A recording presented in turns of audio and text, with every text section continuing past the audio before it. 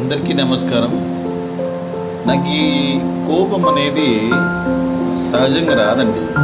వచ్చిందంటే ఒకే పని చేస్తాను. ఆ కోపాన్ని తీసుకొని చంకలకు పెట్టేసుకొని నడుచుకుంటూ వెళ్తుంటాను. ఆ వెళ్తూ ఎక్కడికి వెళ్తున్నానో నాకే తెలియదు. అలా వెళ్ళగా శ్రీకృష్ణ పరమాత్మ నాకు వచ్చి ఉపదేశం చేస్తారన్నమాట. అంటే ఉపదేశం ఎలాగంటే, నీ కోపం చల్లారిపోయింది, నువ్వు తిరిగి వెళ్ళేసి నీ వర్క్ చూసుకో, తిరిగి వెళ్ళి నీ వర్క్ చూసుకో అని. అక్కడికి అయిపోయింది. ఆ కోపాన్నంతా మనం ఒక రోజంతా పెట్టుకోలేము కదా. క్షణాలు గంటలు తప్పితే ఒక హాఫ్ డే.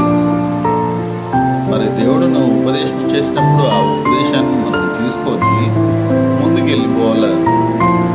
అలా జరుగుతున్నప్పుడు ఒకసారి ఆలోచించండి. కోపం అనేది పనికిరాదు. ప్రముఖులు తన కోపమే తన శత్రువు అన్నారు.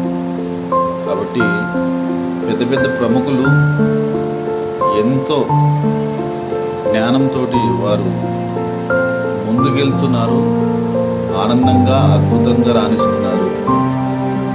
యావత్ ప్రజలందరికీ కోపంని వదిలేసి నాలెడ్జ్ పెంచుకొని ముందుకెళ్ళి హ్యాపీగా ఉండాలి.